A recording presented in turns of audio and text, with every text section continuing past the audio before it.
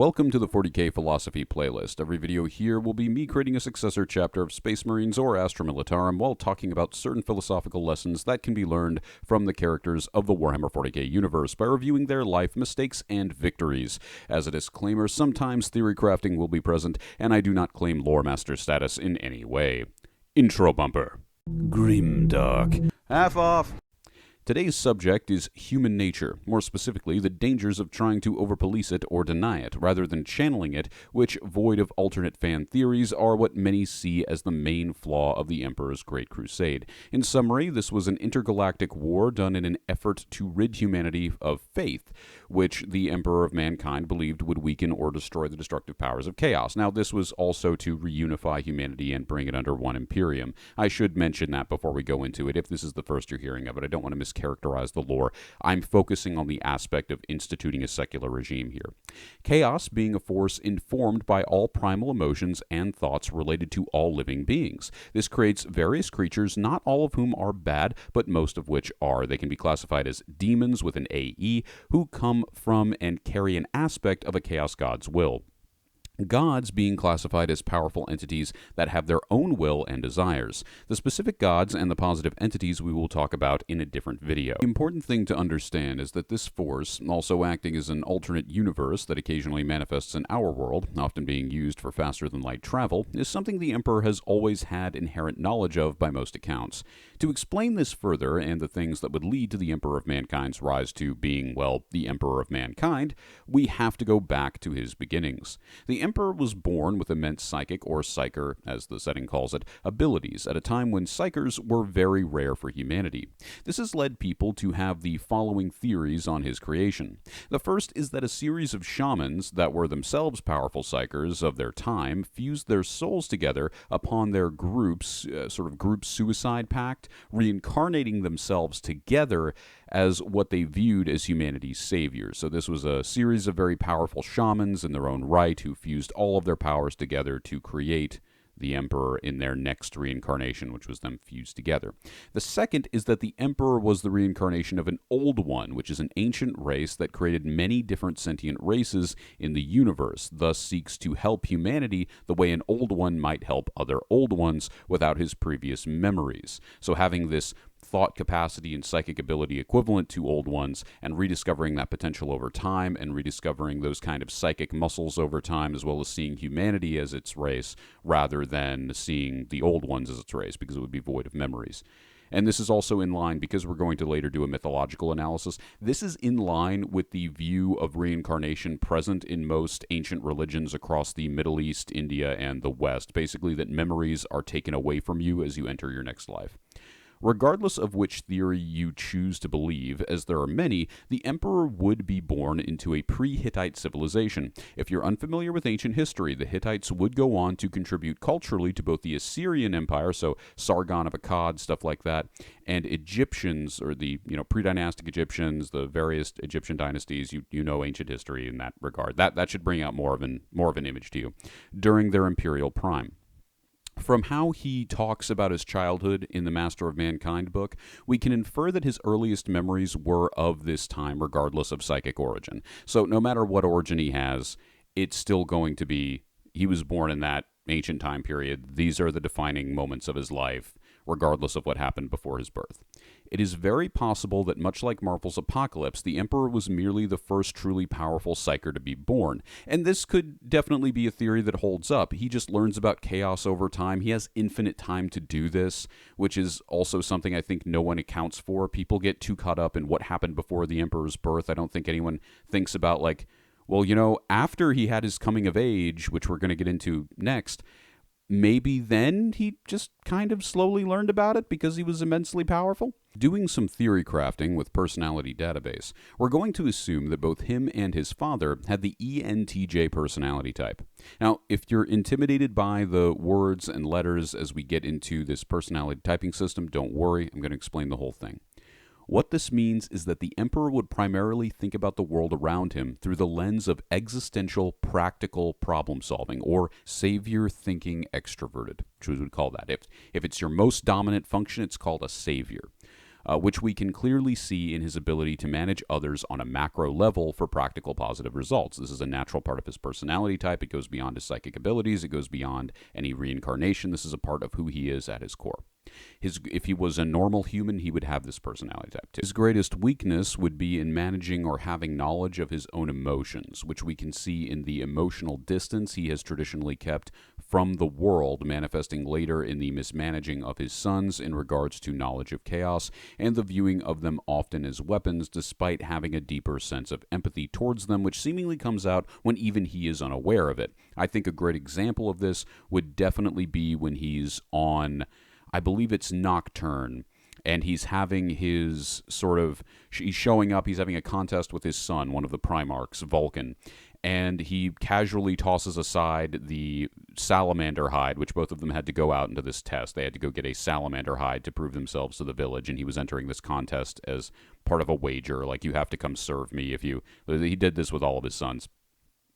So he tosses aside the salamander hide, and he goes and saves his son Vulcan from falling into a volcano. And this is almost with the knowledge, if he doesn't know that Vulcan is perpetual. We don't know if he knows that. But regardless, he wants no harm to come to his son. He's more than willing to sacrifice his pride. Vulcan recognizes this and bows before him, and that's a great father and son moment. It's a moment of empathy that comes out when he's not thinking practically. And I think this explains the division that he often has between feeling genuine empathy for his sons, but not often being in touch with those emotions of empathy for his sons.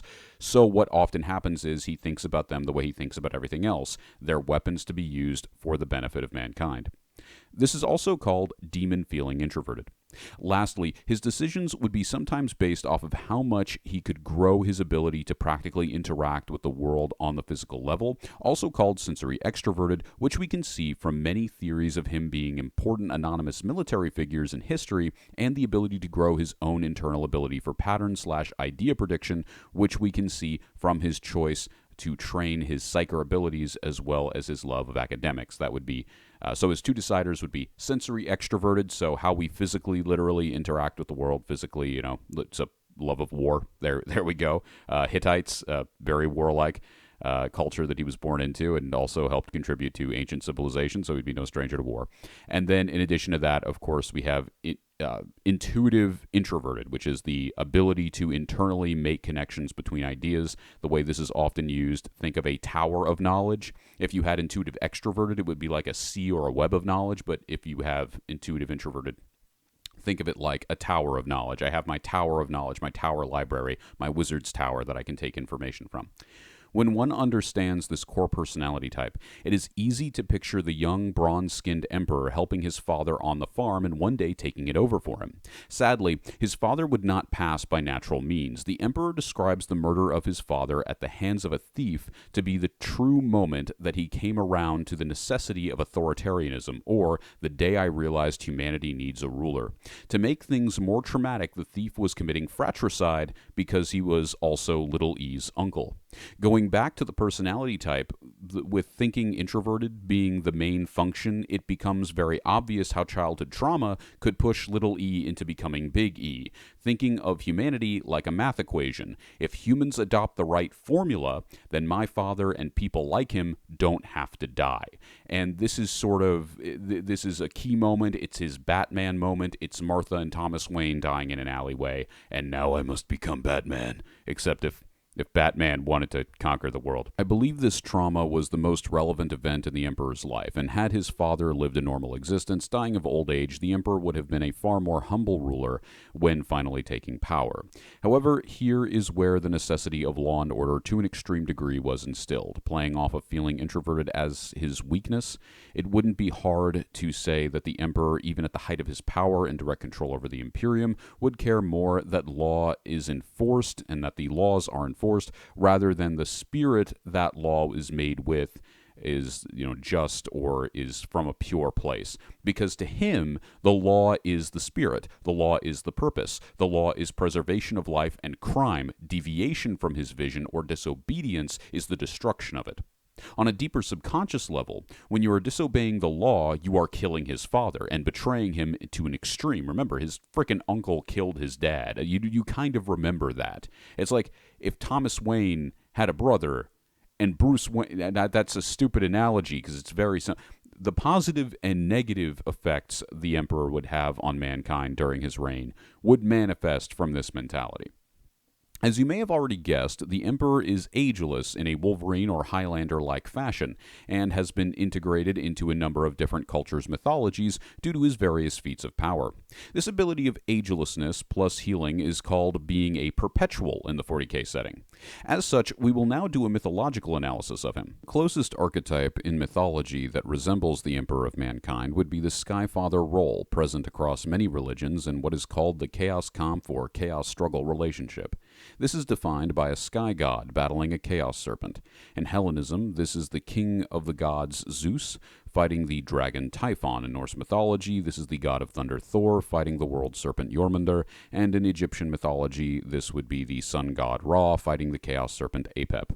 For the emperor in 1000 BC, he would get his own dragon fight in the form of the Void Dragon, which itself has its own complex history, but for now it merely needs to be said that it is of alien origins and would have negatively affected the populace to a species-ending degree if it was allowed to roam free. So, Chaos Serpent, effectively. Negative things would come if the Chaos Serpent wins, and the god of law and order has to go and fix it. The Skyfather has to go and fix it. Many theorize that through psychic powers alone, the Emperor was able to imprison the Void Dragon in the planet of Mars. It's just a fan theory at this point. It's not really confirmed in the lore, but it is partially believed that the Omnissiah, to some degree, the machine god, the machine spirit, is the Void Dragon. I'm not really sure how that holds up. I was always led to believe that Omnissiah was another word for the Emperor, but whatever. All of this without any real technological assistance. So in 1000 BC, through pure psychic powers, if that theory to some degree holds, literally able to just banish the Void Dragon into the center of Mars. Okay. In addition, there is a great mythological resemblance to Zeus and the Olympians with the Emperor and his artificially created sons, the Primarchs. There is not a direct relation to any one god, but more the nature of the Primarchs in general. Too many people focus on the science side of the Primarchs, when in fact they are themselves warp entities or chaos beings that the Emperor could only gain, or rather only gene forge, by making a deal with what many believe to be the powers of chaos themselves for the knowledge to do so. Every Primarch has an inherent power and warp form they could potentially take on, so there really isn't anything mortal about them. Like, they're literally just physical vessels that could hold them. That's literally all their physical bodies are. They are not demigods in the pantheon, but gods themselves, on par with Ares, Apollo, and Hermes from Greek mythology. Actually, to get a bit away from the Greek world and go a bit more into Babylonian mythology, as that would be a more appropriate setting or mythology for a Hittite-esque person to come from. Well, in that universe, there are sort of lesser beings or a series of various gods, demigods, and demi-demigods that are literally forged from clay and then given divine abilities. So that would be another example of this, and I think that actually more directly parallels the Space Marines and Primarchs and all of this in a much better fashion, actually. As for true demigods, those come to us in two forms. The first would be the Sensei, who are the genetic offspring of the Emperor that he has had throughout history and left behind, some of whom are perpetuals like him, and others who merely inherited some aspect of his great psyker powers. The second are the sons of his Primarchs, the Space Marines, who go through a process during their indoctrination that is very similar to the cave of Hypnos in Greek mythology, but with more pain, which is said to cleanse the soul or shade of its previous memories before being reborn into the next life, which is what happens in Greek mythology. You go to the underworld, you go through the cave of Hypnos, your memories are taken, and you go on to the next life. This is what we see either directly or indirectly through trauma with many of the methods used to create Space Marines. This is, of course, not what makes them demigods. What makes them demigods is the gene seed of their Primarch. Due to this process, I would say that every Space Marine is inherently half warp entity, half their old human selves. Their personality in this way manifests by still having the decision-making motivations of their mortal half. Most relevant example of that would be Karn the Betrayer, I think, who, while it's often said that he's a mirror of Angron, his decision-making motivations do stay the same, and he does eventually, Karn the Betrayer, betrays the Legion, but the strengths and weaknesses of their Primarch throughout their gene seed. So they develop if you remember our personality typing before, their savior and demon become like their Primarch. I would say that's a very real change, and it's very interesting to see that, because actually that works within the personality typing mechanism too. You can still give them different personality types based on that too, which makes me happy as someone who wants to, do the fan fiction. If we're using the same personality type system from before, it wouldn't be an exaggeration to say that this process doesn't just increase their mental processes, but actually fundamentally alters the direction or manifestation of different types of antagonistically related intelligences. And when I say antagonistically related intelligences, that's another reference to the personality types and the hidden manifestation of IQ that goes into that. All you really need to understand is that, say, people who are really, really good at pattern prediction tend to be really, really bad at hand-eye coordination. People who are really, really good at hand-eye coordination tend to be really bad at pattern prediction. People who are really, really good at emotional intellect tend to be really bad at math. People who are really good at math tend to be really bad at emotional intellect. And I don't mean that like from practice, but in reference to having a natural talent for it. However, the Space Marines are a subject for another day. The Emperor's gene seed is also used in his own demigods in the form of the Grey Knights, who, like their gene father, war against chaos. Circling back to our main subject, we can see how the importance of the Emperor's position, along with the trauma-influenced views and misconceptions about chaos, resulted in his view that all religion should be banned and that any knowledge of chaos would empower the demons at large, thus never telling his sons about it. After his rise to power, one of his sons, the infamous War Master Horus, would be left open to the powers of the warp, not understanding his own nature or having any religious background to warn him of deceiving entities. This would result in him believing that the Emperor was trying to turn himself into a god. He believed this because of visions shown to him by chaos that were made to turn him against his father. And to stay true to the image of the Great Crusade in his head, Horus believed that the Emperor had to die. This means that he still believed in the Imperium technically, but ultimately he believed that the Emperor needs to die because he betrayed the mission that Horus was literally made to do. So Horus was another Primarch if you're new to the series. This also resulted in Horus trying to over-secularize the obvious to anyone supernatural powers of chaos, underestimating their corrupting effects on his brothers and himself. The Horus heresy would end with the death of the Emperor, or the near death of the Emperor at least, at the hand of his half-insane son Horus, and the Emperor's physical body being forever trapped on the Golden Throne. 10,000 years later, in the modern setting, in full irony, we see a 41st millennia ruled by a religion simply called the Imperial Truth, or often the Cult of the Emperor. The religious instinct of man not being something someone can manage or contain, it inevitably resulted in the Emperor himself being the only thing left to worship, which was both a self-fulfilling prophecy of his son Horus and the result of the Emperor's own flaw in calculation towards the world. So, what is the lesson here? What did the Emperor do wrong? 1. He tried to handle a problem on his own rather than communicating that problem to those affected by it and whose knowledge of it could help solve said problem.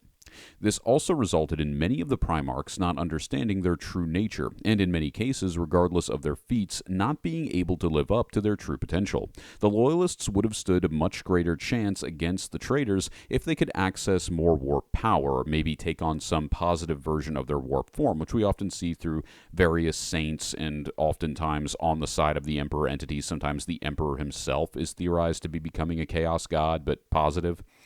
As they have been tested many times, we can assume that the Primarchs who would betray the Emperor would have done so anyway. This also, through some circumstantial evidence, it would suggest that Magnus the Red, his sorcery-driven son, his sorcery-driven Primarch son, would have probably stayed loyalist, and this is also because, of course, communication was messed up to go take Magnus or reprimand Magnus. Communication is key here. So that's the lesson from this first part. Communication is key. It was a miscommunication that actually led to Magnus being attacked by his brother, Leman Russ. So that was actually something that really sucked, and that was due to a miscommunication and an altered communication because of chaos infiltration, and also, of course, chaos itself had more of a foothold because when you have a super secular people, trying to make a scientific formula out of a very serious supernatural threat that's literally defeated by faith, well, of course, they're going to lose. It's very interesting how the writers and the Horus Heresy is such a good event. It's such a fun event because you have a group of people that arguably, if it was just a sci-fi setting, would be ready for anything, but because it's a sci-fi supernatural setting, aren't. And I love that. 2. He tried to deny a part of human nature rather than give it reformed or healthy avenues for expression. Religious reforms or doing nothing would have been better than banning religion, resulting in the instinct manifesting in an even more dogmatic form after being banned for so long. Applying this to any other instinct we have, therapeutic moderation is always better than self-destruction by making an addiction into an over-emotional taboo, almost ensuring a relapse that's worse than the original addiction. So when we really want to take care of something, we have to learn to moderate it. If you eat too much, you become obese and you can die that way. So if your answer to that is, I won't eat anything, well, congratulations, you're now going to starve to death. You have to be able to eat a healthy, normal amount. 3. Lastly, it's pretty clear that the Emperor, this isn't lastly, I have a fourth point to make. Lastly, it's pretty clear that the Emperor relied on controlling others far too much as an excuse to not address his own internal problems, or trauma, which he would have been a much more effective leader and father had he done so. As the philosopher Seneca once said, a good friend is a friend to himself first. Likewise, a good leader fixes himself first before trying to fix other people.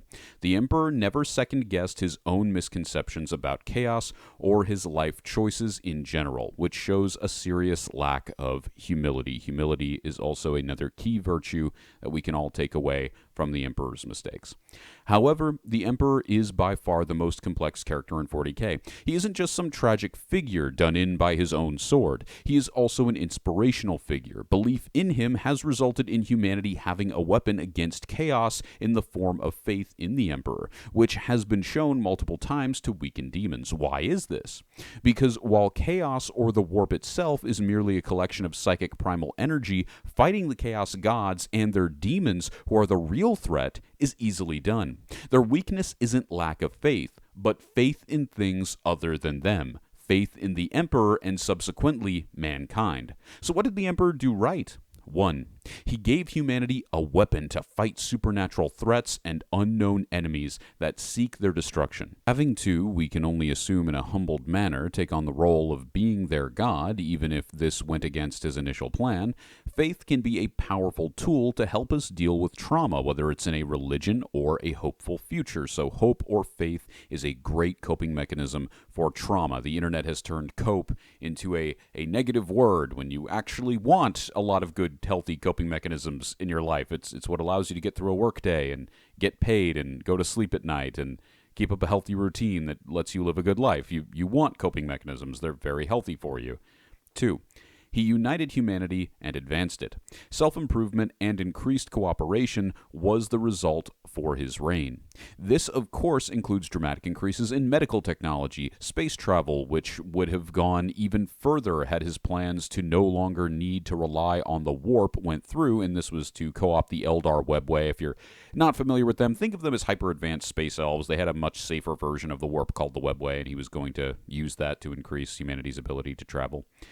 Space travel, which would have gone much further had his plans to no longer need to rely on the warp went through, and of course the communication technology that goes along with that. So here we can put cooperation. We are stronger together than alone. And of course there have been many different parallels of that throughout history. A bundle of sticks cannot be broken, but one stick can. 3. Humans always need a place to excel to. This is just the core of human nature. We're never satisfied with anything once we've achieved it. There always needs to be a place to move to, a mountain to climb. By putting a highly advanced dream of a beautiful Imperium on man, we see a people who always have a place to go positively and aspire to. Self-improvement is a healthy treadmill routine, not a race. As long as you're in the Imperium, you're on that treadmill. And yes, I know treadmills were originally invented as a torture tactic, but in this case, it's very healthy because you increase your cardiovascular health and you grow as a person and you become better. This is good self-improvement, good treadmill, positive treadmill, snuggly treadmill called the Imperium. I'm on this snuggly treadmill called the Imperium. 4. Finally, while he didn't act as a good communicator to his children, for the Loyalists, he gave each of them a mission and a calling, providing purpose to their lives. And if we're honest, he also gave this chance to the traitors. Purpose is meaning, and having it gives rise to the best an individual has to offer.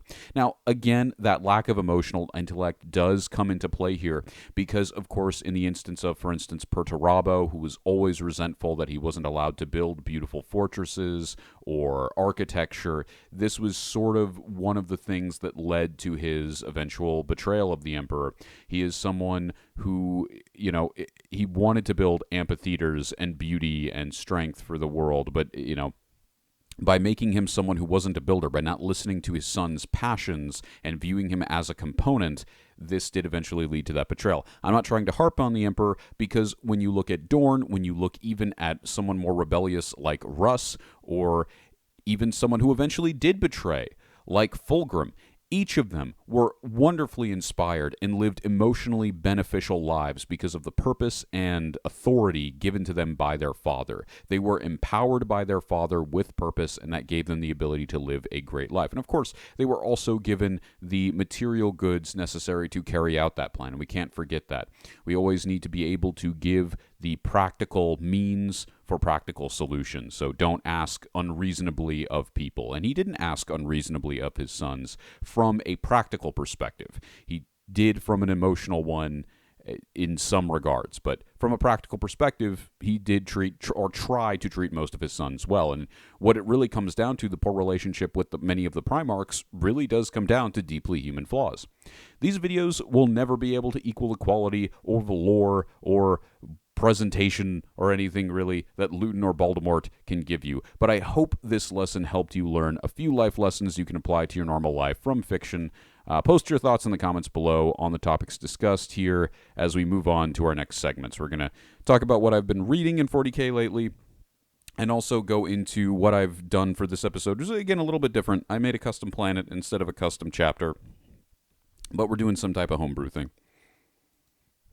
All right, so lately what I've been listening to, I tried to get into Dark Imperium, and I just wasn't feeling it, and then I tried to get into Siege on Terra, I just wasn't feeling it, so I picked up with the prequel books of the Horus Heresy series that are supposed to be character-focused on the Primarchs. So, again, going into this, just understand, our criteria and our standards are not high for every Primarch book being good, and all it has to do is focus on the Primarchs. And the two we're going to go over today are a very good one, Conrad Curze, the Night Haunter, and a really bad one, Ferrus Manus. Let's begin. So, to further steelman these, we'll say, because they're supposed to be companion books to the Horus Heresy mainstream series, we will say that you're fresh off of Fulgrim, and the Fulgrim, the main story in, or the fifth book in the Horus Heresy series, and you want to learn more about Ferrus Manus before his death, and we'll say that you're fresh off of, say, Angels of Caliban, and you want to learn more of Conrad Curze. We'll say that you have the associated materials. So, going into Conrad Curze, the Night Haunter, you might only know about Conrad Curze that he's a creepy, crazy serial killer guy. This doesn't violate your initial impression of him. The reason Conrad Curze, Night Haunter, is so good is that it just adds more to his character.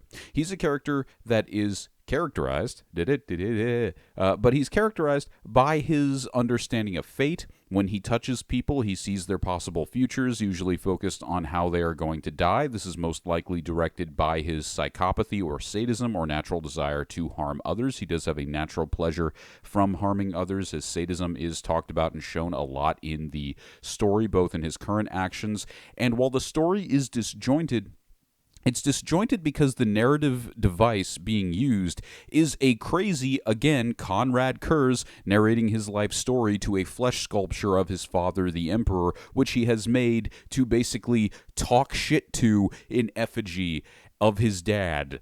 And it's just the resentful, spiteful, all the pathetic parts of Conrad Curze, all the cool parts of Conrad Curze, all the scary parts of Conrad Curze, and the Night Haunters in general are great. Conrad Curze Night Haunter is a good Primarch novel. Do you know why? Because it is Conrad Kurz guest starring the Night Lords, the guest starring his Space Marine chapter, guest starring other Primarchs, guest starring other appearances, other cameos, but it's all focused on him. You will walk into Conrad Kurz if you're coming from Horus Heresy with the impression that he's creepy serial killer man, and walk out with the idea that he's creepy serial killer man who also has a deeper in-depth character, and here are the other things I know about him. Also, Nostromo is something we get a deeper look into, and it's a very cool planet. Now, Ferrus Manus.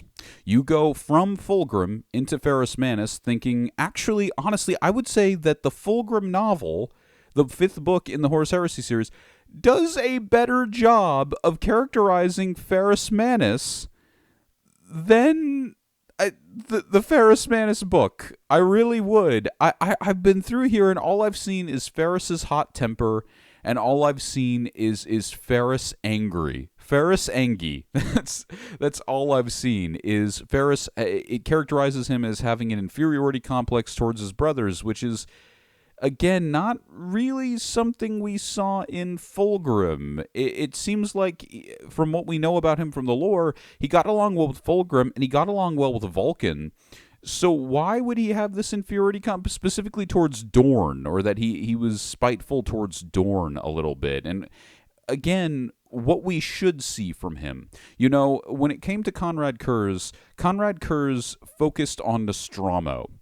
And Nostromo was his home planet. So why not focus on Medusa? Medusa has a lot going on. Medusa is theorized to be, if not confirmed to be, a Necron tomb world. Necrons are amazingly cool. It's also highly theorized that Ferrus Manus, his character design, to me, is the coolest design of all the Primarchs. He's the coolest design. He has like these Colossus living metal, what a lot of people consider to be, again, they theorize to be Necron tier living metal arms and eyes, and it's really cool, even if it's not Necron tier, if it's just living metal. I would love Medusa explored more. The Medusan clans, I mean, good lord, his Iron Hands chapter rivals the Space Wolves in its level of uniqueness. As a Ferrus Manus appreciator, I am very saddened that the Ferrus Manus novel did nothing to expand on any of this. I would say the standard to live up to for me so far, because I've read Conrad Kurz, I've read Ferrus Manus, the standard to live up to so far is Conrad Kurz in terms of quality writing here. Because again, you don't have to do much, but it needs to primarily star the Primarch. Ferrus Manus' book does not primarily star the Primarch. He's very loosely characterized, and the primary story is about the Iron Hands working with the Emperor's children, and I think also working with the Ultramarines. And that's it. The angry Ferrus Manus angry, and nothing else is added to his character. We get a brief glimpse during it. I am more interested in the people they were fighting than Ferrus Manus. And that's good writing on the part of Guy Haley in terms of those characters. And had this been a mainstream Horus Heresy book, had this been part of the mainstream, it would be a good book. That's another point I want to make. The way this is written, with the lack of focus on the Primarch, absolutely, Horus Heresy, the mainstream series, this fits very well in that. It doesn't fit very well as a Primarch book. It's poor quality, I would say F tier as a Primarch book, because we aren't given any more about Medusa. We aren't given any more about the Medusan clans and the various clans of the planet. It is briefly mentioned, if at all. One of the coolest things about Ferrus Manus is how he got his arms the way he did, living metal coated his arms, is that he was fighting a dragon, or some type of great draconic monster, we still don't know really what it is, and pushed it into a volcano or a molten metal type situation. We don't have more information on that. I never got more information on that. That was a brief hallucination, and the brief hallucination of him meeting his father. So, for me personally, Conrad Kurz, very much A tier. Ferrus Manus book, F tier, especially with how much I wanted to know more about Ferrus Manus. Ferrus Manus has just a lot of cool things to him. His character design, his personality as characterized in the Fulgrim book. And a little bit here, I will say, but they just added so much more resentment to his character, and I don't know, it felt like they were trying to characterize a traitor Primarch almost. And maybe I guess that is his dichotomy with Fulgrim, is that I will say this is something the book did well. Something he did well is the relationship between Fulgrim and Ferrus, if you're already familiar with the Fulgrim book, which would be that Ferrus Manus is a loyalist that no one would ever think would turn traitor, and that Ferrus Manus is someone who has deep resentment issues who no one would ever think would stay loyal, but absolutely did. And I think maybe that's a good dichotomy, but even then, it just doesn't make much sense to me. I don't buy, for whatever reason, that Ferrus Manus has this much resentment towards Dorne specifically. He talks about that, so for me personally, I think this was a poor characterization of Ferrus Manus. I think the short story Caticle or Kiticle does a much better job of this. And it was this kind of just short story about a young Ferrus Manus having to fight monsters, and that's literally it. Anyway, that's it for the books I'm reading. Conrad Kurz, great book, phenomenal book. It felt like Conrad Kurz was the focus. Ferrus Manus, poor book. The Iron Hands were the focus. The side characters and enemies were more interesting than the Iron Hands. And that's pretty hard to do because the Iron Hands, again, have a very unique culture and come from Medusa, and it's a shame that it wasn't done very well. It's a shame that Space Marine chapter wasn't done justice. It's a shame that almost Ferrus Manus in the fandom has never done justice. So that's sad. Let's move on to the custom thing that I was doing. Moving on to my custom planet, it is a sort of tribute to Conan's Hyborian Age. So the profile of planet: name, Stygor, type of world, feudal, reason for feudalism. While not an agri-world, the main megacity of the planet, Novitude, produces artificial protein squares and imitation rations much cheaper and faster than on other planets, as it is developed to its current state naturally, even having its own space travel capabilities, though minimal. No extra technology or aid was given in an effort to keep productivity high, which is why feudal worlds do stay feudal in the lore. Biomes of the planet: 1. Warp Desert. In the great Mavilian wastes, winds of chaos blow down from above the stars, warping plant life, animals, and the inhabitants of the region into insane demonic mutants. Those that remain sane reside in mutant colonies, often based around caves and led by psyker shamans. It is on this planet alone that one may escape persecution, whether as any form of mutant or criminal, by heading to the part of the world that no one dare go. Better fighting a beast man in the sands, surrounded by giant scorpions, than becoming a mindless servitor. So this is one of those things. You notice gore is in the name of the planet. One of the things Siege of Terra does very well is it gives us a look into the beastmen of 40k and the type of mutants that beastmen are in 40k. Which, to my knowledge, is the first time that I've really heard of that, which I really enjoyed, because Beastmen are my favorite thing about the Old World setting, and my favorite thing about the Age of Sigmar setting. So I definitely want savage Beastmen in my world, and if you haven't been able to tell from Movilian Wastes, obviously the naming scheme is somewhat phonetically reminiscent of the Mojave Wastes, which a lot of inspiration there takes from New Vegas. So the New Vegas 40k overhaul mod, think of that, but it far more, I guess, lore-friendly and realistic because, I mean, you know, New Vegas takes place on Earth, and you can't really have Terra be a wasteland. 2. Aquatic. The planet's landmass being in a Pangea-like formation simply called the continent, the Great Ocean has a similar name, being simply known as the Deep. The infinitely diverse undersea worlds here defy explanation in their complexity. And what this does is it gives me a lot of room to make whatever sea life and ocean life I want in a series of different biomes if I decide to. 3. Swamp Forest. Filled with disease, savage tribal humans, but surprisingly good herbal medicine and cooking, the swamp forests of the southwest of the continent are home to its own wonders. Creatures similar to Terra's extinct dinosaurs do war with giant insects for the same mammalian food sources. These territories are merely known as the Savage Kingdoms to its native populace. So again, the Savage Kingdoms, if you were in the city of Novitude, you'd call, the Savage Kingdoms, that's great, you're going to go there. It's like, yeah, not a fan. Not a fan of the Savage Kingdoms. And of course you go there and a giant mosquito is fighting a T-Rex, and it's not fun. It's not a fun place to be. And 4 is the tundra. To the north of the continent is the dead snowy wastes that separate the multi-leveled megacity taking up the middle of the continent from the abnormal Movilian wastes warp desert, and the warp volcanic area at the very top of the Pangaea. This is known as the White Path. So the White Path is this area of snow and tundra that separates the main megacity from the warp desert and the volcano that we're going to get to, Mount Agape. That's going to be our last biome to go over. That is at the center of it, and we can see why it would be good for this planet to not have the Imperium investigate that, because obviously you'd say already, well, there are mutants here, there's chaos here, why hasn't that been picked up on? And that's just it. It probably will be picked up on in the future. This planet will be destroyed. It just hasn't been destroyed yet. And that's the thing. So the fate of this planet is already sealed. It's already doomed, which is, I feel, very appropriate for 40K. 5. Hyper-urbanized. Seemingly a smaller-scale version of the hive cities, which comprise about 10% of the Imperium, the triple-stacked